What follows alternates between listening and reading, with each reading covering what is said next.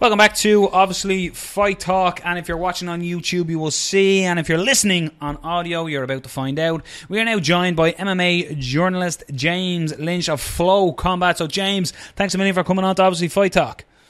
Yeah, hey, glad to be on the show, guys. It's weird to see my big head in the background there, but I'll take it. It sounds good. Looks good, man.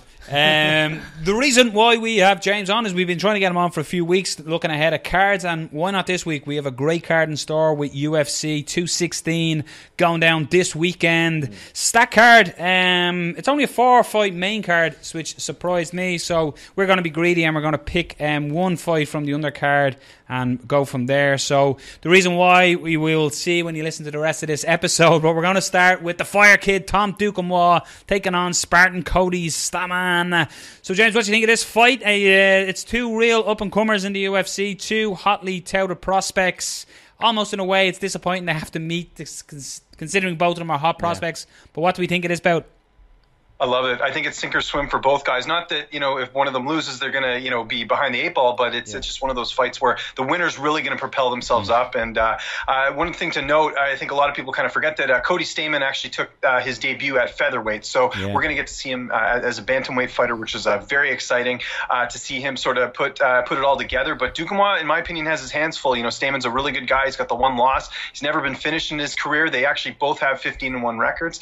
But no, I'm excited. Duquesnoy had a great UFC debut, but again, to fight a guy who's never been finished, I think he's got a tall order. But the fans are going to get a great fight in this one. One thing I love about this fight is the kind of narrative that's going into it. You have Stamann, who's talking about Duquesnoy's credentials in Europe, and then you're going to have the clash of styles, the up-and-coming American, or the up-and-coming guy who came up in the American scene, and then the up-and-coming guy who came up in the European scene. So I love that kind of clash of styles. We're going to get, that matchup. It's a great fight. I think you spoke to Cody, didn't you? I did, yeah. So I spoke to him. I've actually known Cody for a while because he's fought, locally on a couple cards that I've covered. He fought for KOP, which is a Michigan-based card. Cody's from Michigan, so and they do events on FloCombat's. So, it's just natural to have him on the program or whatever. But this is definitely a big test for him. Cody has fought some solid competition on the come-up, but definitely not of the level of Duquesnoy.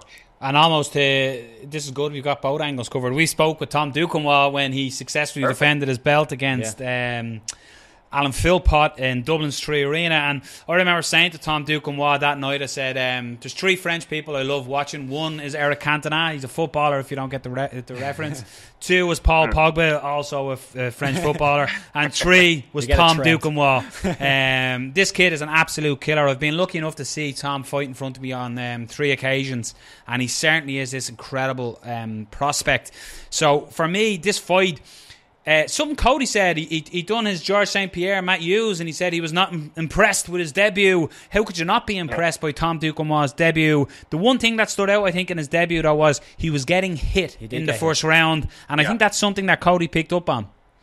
Yeah, he certainly did. And, also, there's some trash talk here. Cody, let's be honest, guys, nobody really knows much about Cody Stamann. He did fight on that UFC card, but if he wins this fight, this is going to propel his name up because the guy that everyone wants to win is Duquesnoy. That's the big prospect, the big name. Cody's a great prospect, but he was not a guy that people were, raving about on the regional scene. And he has the opportunity now to sort of take away that thunder from Duquesnoy if he can get the win here on Saturday.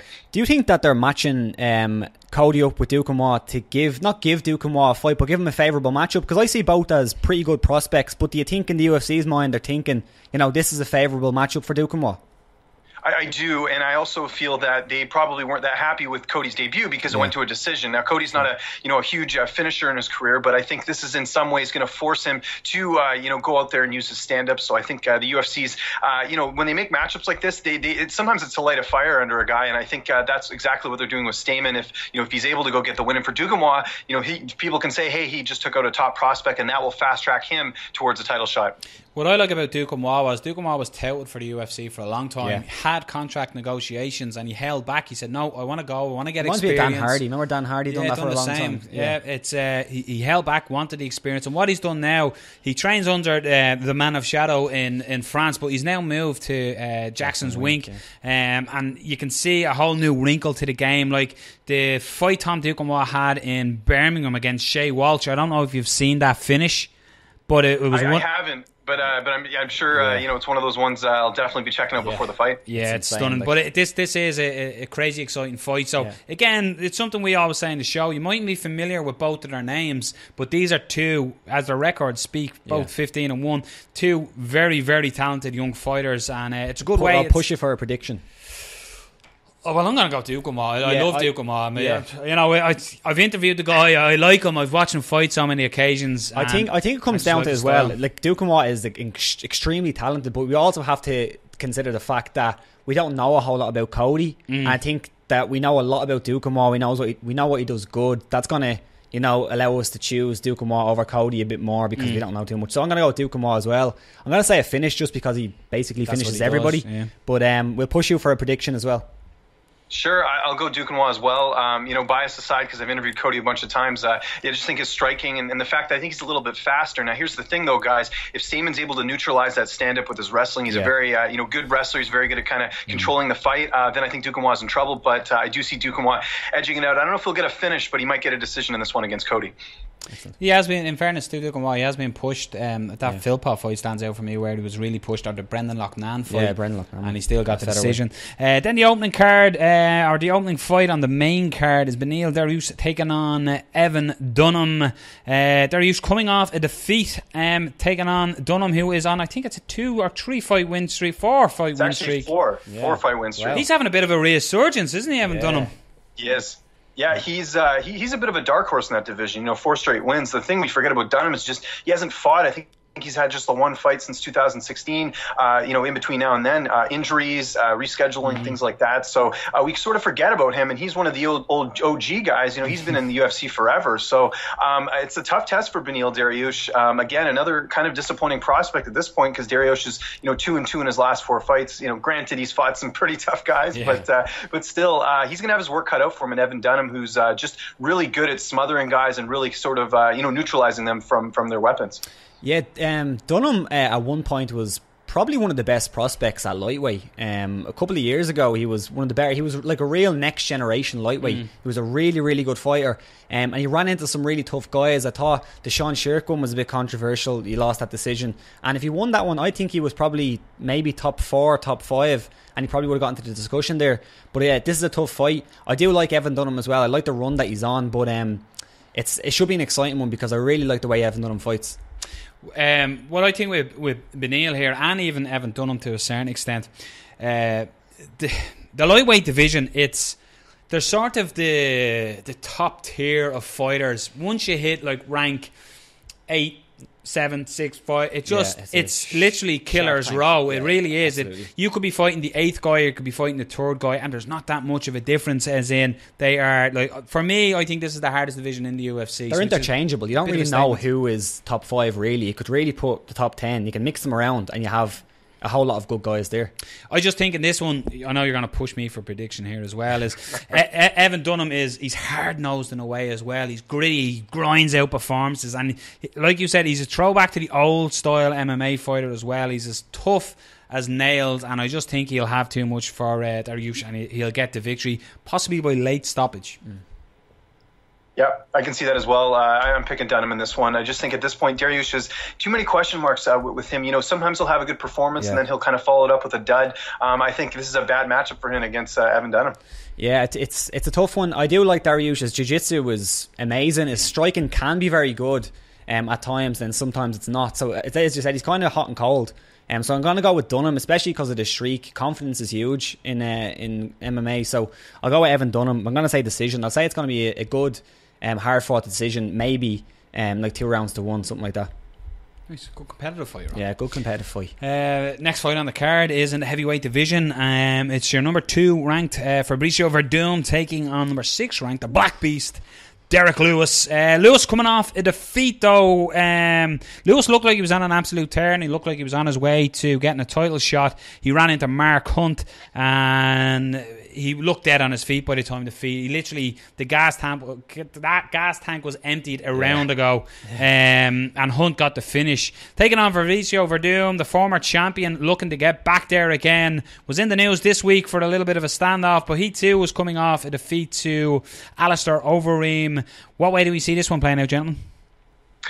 I think it's there's a lot of interesting variables going into this one. Werdum's getting older. I mean, he's in his close to his 40s at this point, so at some point he's going to have to slow down. I thought the fight with Overeem was pretty close. I don't think it was necessarily like a clear-cut win for Overeem. It wasn't something it wasn't the type of performance. Let's put it this way that would get Overeem a title shot immediately. I mean, Dana White kind of downplayed the performance of Overeem, and then you've got Lewis, who in all accounts was looking great, and then he just he ended up getting caught by Mark Hunt, kind of got retired. Let's not forget about that, and then he decided to come back. The other thing I kind of wonder about this fight, Lewis was affected by Hurricane Harvey, and he talked about how he had helped upwards of 100 people, with the hurricane. Did that impact his training? I wonder that myself.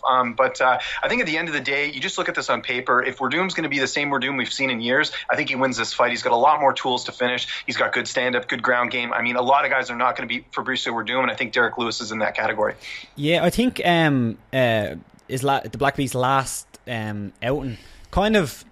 Maybe it kind of sours your thoughts of Derrick Lewis, but it kind of makes you think now that he's a guy who, if you drag him into deep waters, he's not going to last. I think the retirement is a good point. I don't like when guys retire, and then he didn't really give a good explanation of why he came back, and he's historically had some really bad back problems, which if anybody knows what a back problem feels like or what it's going to affect in your career, you do. Yeah. It's not good. So that's a problem as well. Werdum, one of the best fighters in the world still, I think. His stand-up has come leaps and bounds over the years. His jiu-jitsu is amazing. I think if it gets onto the ground, if Werdum's on his back, maybe Lewis can land something, but still, that's dangerous. We've seen with Fedor, we've seen with so many guys. So I have to pick Werdum just based on skill sets. Derrick Lewis is a big puncher. We can't forget that, and he has a puncher's chance. Like if you look, I give him more than a puncher's chance. No, way more. Yeah, more than a puncher's chance. But he does have that in his back pocket. I think, like what you said, I think Werdum almost fell into the Ronda Rousey trap of I've knocked somebody out. I'm an elite striker, and he came charging at Stipe Miocic, and like Stipe was like, "Oh, happy birthday to me," and finished the fight. So if he plays that game again with Derrick Lewis, it's night, and it's an early night. Werdum, interesting point what you were saying with Derrick Lewis, we're helping people. How much will what happened during the week with Tony Ferguson affect Werdum? Because he's now getting, he's getting the gay community coming on, giving out for the slurs that he was saying. Some people are saying it wasn't homophobic what he was saying. Never mind if it was or it wasn't, in the politics of it. Is that going to affect his mind coming into the fight? Is that something that's an unwarranted or unwanted distraction leading into fight week? I don't think so, only because he's had these type of comments, the people getting upset with him for a while. You just look at the work that Kareem Zidane's done at Bloody Elbow talking about Kadyrov, and Kadyrov's a guy who funds Fabrício Werdum. So I'm sure anytime you look on Werdum's Instagram, you see people sort of talking about that. So I think it's run of the mill. I mean, who knows if he even runs his own social media. So I think for him, he's a veteran in this sport. I don't think that stuff will bother him. Yeah, I agree. He's too experienced. He's way too experienced for that to affect him. So by both of you, I think you both sound like you're going Werdum. Yes. I'm gonna throw spanners in the work. I'm gonna go Derrick Lewis. Just by being Derrick Lewis. Being Derrick Lewis, getting him involved in a scrap and landing that big KO and that's how I don't know. Like I said to you before we started, I said I have a feeling Derrick Lewis is going to absolutely destroy Werdum. But then when you are talking, I'm like, oh god damn, that makes sense, But no, I just think Werdum is coming back. He just wants to get on the mic to troll Travis Brown some more about Ronda Rousey. Let's be honest, that's why he came back from retirement. But I'm going to go with the Black Beast. I'm going to go with a finish. He's going to knock out Fabrício Werdum and retire. Both of them will retire possibly after this one. Jesus, some big statements. Go big or go home. The co-main event of the evening was meant to go down at UFC 215. It didn't, but the treat is going down at 216. We have got, in my opinion, the pound for pound best fighter on the planet, Demetrious Johnson, defending his belt, chasing history against Ray Borg. What a fight. Co-main. What's your thoughts? I don't see how Ray Borg wins this fight. No offense to him, he's a great fighter, but let's just hope he actually makes the fight. I know this time around he's not even hiring a nutritionist. He's sort of just gonna what is he doing differently that's gonna prevent him from getting sick or having weight cut issues? So that alone, if there's any guy fighting Demetrious Johnson, you can't have any doubt whatsoever. And we already have some even going into this fight. And you just look at the run Johnson's on. We forget about it. Johnson's the only guy to knock out Joseph Benavidez. He's the only guy to submit Wilson Hayes. He's the the only guy to finish Henry Cejudo. I mean, Henry Cejudo, look at the performance he put on recently, and here's a guy who, lost, quite convincingly to Demetrious Johnson. So I just don't see anyone on Johnson's level at this point, and I just don't see him losing the title anytime soon. And I think he's going to break the record here on Saturday. Yeah, I have to agree. We probably spoke about this fight for around 20 minutes the last time this happened. Unfortunately, we had to cut it completely from the episode because by the time it was released, the fight was gone. But what we were talking about, and it's probably we actually put it up in a separate thing. Basically, what we said is just Demetrious Johnson is way too good everywhere. Ray Borg has a chance because he is a very good fighter, but Demetrious Johnson, he honestly is. He's revolutionising a lot of the positions that you see. We spoke about this as well last time with Brendan Dorman. Like some of the stuff that you see Demetrious Johnson doing, you just don't see other people doing because it's the transitions, it's the techniques within the transitions that he excels at, and that's what he's so good at. So I just don't see really any way Ray Borg, without catching maybe a sneaky submission here or landing a big shot there, it's hard to go with him. It's hard to pick him based on their resumes, based on their skill set. So unfortunately, I can't pick Ray Borg. I think Demetrious Johnson's going to beat the record. What he does next is up to him. I don't know. I'd still like to see the Dillashaw fight, maybe at 135, but I don't know. If Dillashaw is a champion, you know my thoughts on this. Yeah. For me, we done a breakdown during the week, James, of the best fights in October to look ahead for the top 5 fights, and this made number 2. And the reason is similar to what you said when you were discussing the fight. Is I can predict Demetrious Johnson's going to win this fight.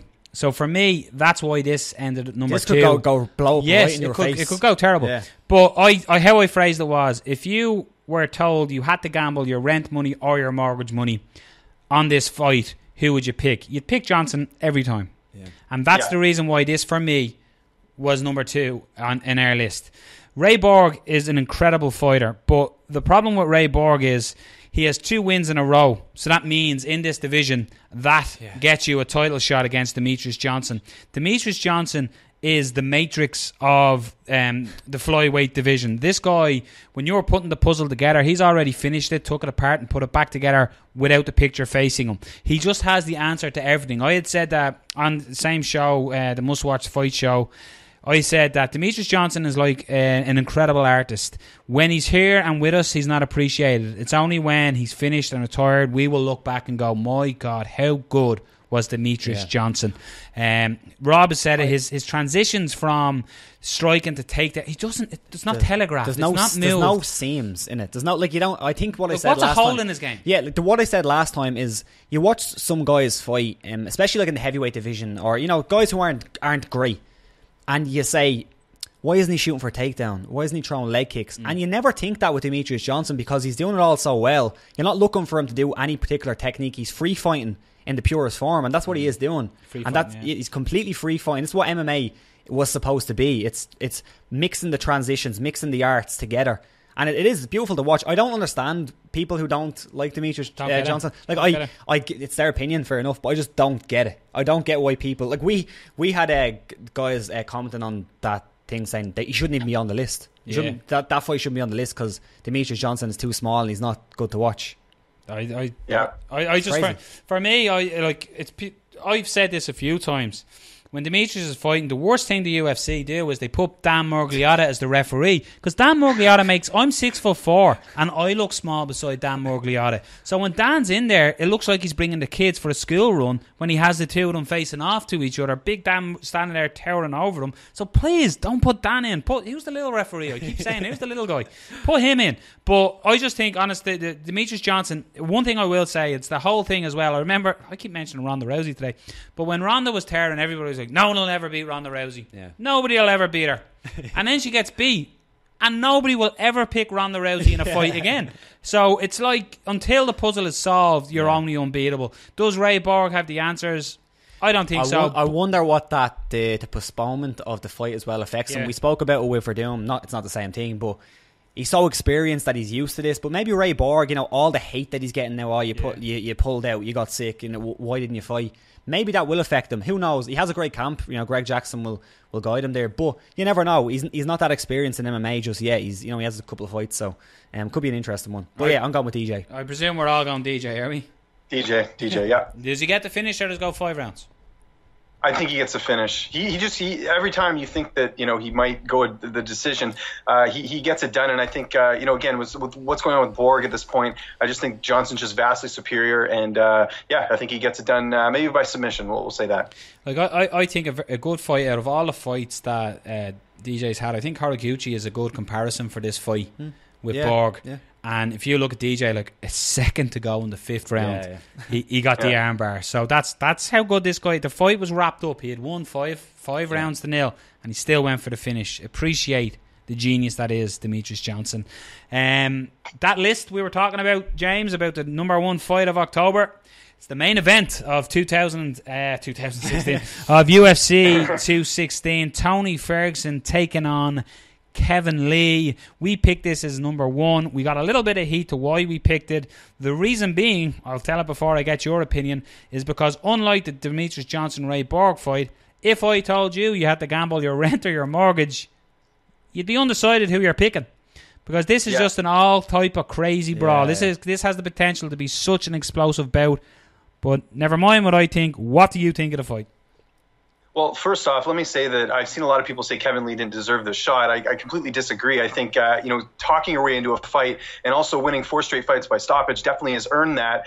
Just the way the division's, shaken out. I mean, you could say Edson Barbosa, but he fought Ferguson, 2 years ago. Yeah. I mean, for me, this is a fresh matchup, and, Lee's done a great job at selling this fight already. You look at half the videos on YouTube, it's Kevin Lee quotes, He's the one who's really sort of pushing this thing. You're right. I mean, the reason this is the main event is, aside from the Kevin Lee factor of him being outspoken, is also the fact it's very competitive. We don't really know how good Kevin Lee is. He's only 25 years old. We haven't seen the prime of him yet at this point. Tony Ferguson, he hasn't lost since I think 2012. I mean, he's been on some crazy winning streak as well. So there's so many variables going into this fight. The one other thing I kind of look at in this one is, Lee's kind of had some, not controversy, but just some things where you kind of say, is he really that good? Or is it just the fact that, he's kind of had some luck? Like you look at the Trinaldo fight, he didn't look so hot leading up to the finish. He did get it done, but I mean, he was having some trouble early on. He was getting tagged in the Chiesa fight. Of course, the controversy with the early stop. It's really tough to say where Kevin Lee is exactly as far as his skill set, but we're going to find out. But I think Tony Ferguson, you just look at the guys he's fought, everything else. I mean, he does have the inactivity. I mean, he's had injuries, and he's had, obviously Khabib not being able to fight. He hasn't fought in a while. So you look at those things as well, as that can affect things. But I think overall, if you look at this fight on paper, Tony Ferguson should win this fight. He's just a more dynamic fighter. And I don't know how you prepare for Tony Ferguson because he's so unlike all the other lightweight fighters.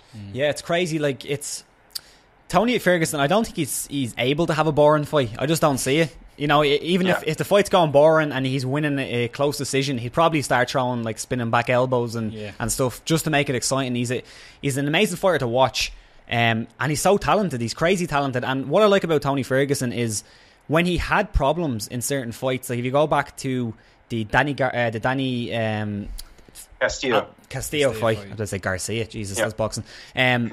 He had some problems on the ground where he was being taken down. Now, I actually scored that to Tony Ferguson that fight, but he was having problems where he was being kept down. He was trying to get to his feet. He was trying to pull submissions, and he's fixed that. And it's the same thing. He's had problems with Lando Venata. He got into that crazy brawl, and I think he's fixed that. We've seen some improvements as well. So I'm looking forward to seeing what he has fixed and what he's improved coming up to here. Same with Kevin Lee. As you said, we don't really know how good Kevin Lee is. He could be the best fighter in the world. You never know. He's run into some tough guys, but he's beat them. You had the weird kind of choke, non-choke thing, but it was a choke. It was a choke. It was a choke. But it's just a great fight, and I can't wait for it. That's the reason why I had him number 1 as well. Like me with this fight, what I said about Ferguson, like you said it there as well, James. He's unpredictable. The man can't even pick up weights correctly. he can't even tweet. He puts a capital letter on every word on a tweet. Like that takes effort. And that's what Tony Ferguson does. He's odd, but in a great way. Do you know what I mean? Like he doesn't approach speaks weird. He doesn't approach things the way you're meant to. Just look at Twitter. The capital letter on every word. It takes time. But what he brings is this wild unpredictability. Like when you look at that Lando Venata, and this is in the same way for Kevin Lee. This is the glimmer of hope. The light at the end of the tunnel is that Lando Venata fight, because Venata had Ferguson hurt in that fight and was throwing crazy shots. Ferguson adjusted and got the victory in the end, but that's the fight that Kevin Lee can go, right, if I do go wild and we get in brawl, because Ferguson, the one thing about Ferguson is he has an ego. When he's in there, he wants to beat you up. He wants to say, I'm the man and you're in my house. And that's something that Kevin Lee, if he can drag him into that type of fight, that's where he can take full advantage. What I like about Kevin Lee is the same way, if you look at Nate Diaz wasn't really in the picture to ever fight Conor McGregor. Then he gets on the mic and he says, Conor McGregor, you stole everything I worked for, motherfucker. And that got Nate the fight 100%. And now you look at it, the big talk is Nate Conor 3. And that's what Kevin Lee has done. And even I thought, like, what Kevin Lee said in the lead up to this is the real title fight. McGregor's only fought at lightweight once and he's left. He's in a different sport. This is the real fight. And that's brilliant PR and brilliant promotion by Kevin Lee of himself. Can he back it up against probably, I think, the number one guy anyway in the lightweight division is Tony Ferguson? I just think this has that sense of unpredictability, and that's why for us it was number one on the list. But for me, that's why I'm talking with this eagerness of this fight. And also, and quickly, we got to talk about the ramifications here. I mean, if Lee wins, the UFC might have a superstar in their hands here. He's 25 years old, African-American guy. I mean, this is the type of push that that division needs when Conor's not around right now. Because, I mean, right now, it's the Conor McGregor, on pause, right? I mean, the division right now is this fight. So I think, the hardcore fans, they want Tony to win. He's sort of like a cult hero, kind of like a Diaz brother. But let's be honest here, what is going to get people interested in MMA outside the UFC is Kevin Lee. And I think that's what the UFC has to be banking on. And that's probably also why they gave him the shot, because if he does win, he will be a very outspoken champion, and that's kind of what they need right now for their champions. How important is it, the post-fight interview after this, whoever wins, I think especially Kevin Lee, just because of the way he talks, how important is it to make a statement to Conor? Because during the week, Conor mentioned this fight. He specifically mentioned this fight. He said he's watching. And Conor doesn't mention things, just out of the blue. He plans everything that he says. He knows what he's saying. So he planned to say that he's putting the spotlight in this fight because he knows if you have options, and he says it all the time, if you have options, he has the option of Nate Diaz. And now if the winner comes out of this with a big win and makes a statement and gets on the mic, it's going to interest him and it's going to build a big fight. So how important is the post-fight interview? As weird as that sounds, like it's a weird question. How big is that post-fight interview? It's huge. It sells itself. I mean, you talked about the Diaz post-fight interview. How many times have we seen that clip? And how many times have we see that leading up to both McGregor fights with Nate Diaz? I mean, that is an iconic clip. I mean, if you look back at MMA history, that's going to be, right there in the Mount Rushmore is that clip of, Nate Diaz calling out McGregor. And I think Lee's got to do the same thing. And guys, I mean, if look at it this way. I mean, just, imagine this. And again, I'll tell you my pick in a second. But if Kevin Lee goes out there and finishes Tony Ferguson in the first round and gets on the mic, how excited would you be for a McGregor Kevin Lee fight? I mean, that has potential to be a huge pay-per-view for the UFC. Eddie Alvarez, I think it was, said that if Lee does get Conor will absolutely crush him before they get into the cage with the mind games. It's an interesting point. Possible. But, saying that, I mean, how many times do you forget that Kevin Lee's 25 years old? I mean, he's a guy who talks like he's in his 30s. He's very mature. And, even though he does say a lot of things, he's a guy that, I don't know, it's just very mature for his age. So I think it's something to consider as well. But you're right. I mean, he doesn't have that experience of, having high profile. I mean, this is the biggest fight of his career if you look at it. Do any other fights just we normally do an under the pick? Oh, sorry, trying to get away. Trying to get away. Jesus, this guy. Come back to me, James.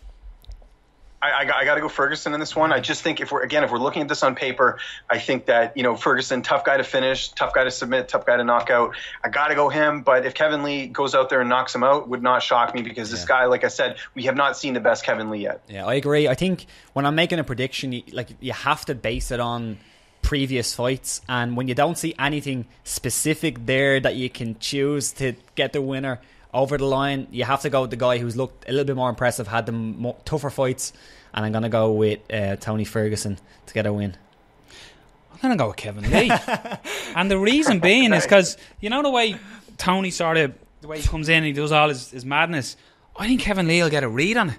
I just do, and he'll almost land a short shot, like something short that'll rock Ferguson, and he'll finish him. It's happened before. He's been. I don't know. I just like Lee. I think maybe I'm dreaming of a McGregor Lee fight. I just think, like you said, James, I think Lee would be great for the division, but so is Tony Ferguson. Same thing. I expect Tony Ferguson to win. If this is the best way to say it. Sitting on the fence, this guy. No, I'd expect Ferguson to win, but you know what? I'm going to go with the home run, and I'm going to say Kevin Lee will land that big shot, and that'll be a surprise. Could be early, could be the first round, and catch him cold and stun him and get the finish. So I'll go back to the point before Rob rudely interrupted me. We normally go one under the radar. What fight on the undercard from Fight Pass down? What fight stands out for you as in a must-see TV fight? Well, we've been talking about him a lot already on here, and that's Lando Venata. He's fighting Bobby Green. Bobby Green, has not looked the same since he's had, the injuries and layoffs and everything else. And Venata, upset in his last fight. A lot of people were expecting him to go out there and get the winner against Tamar, but he didn't get it done.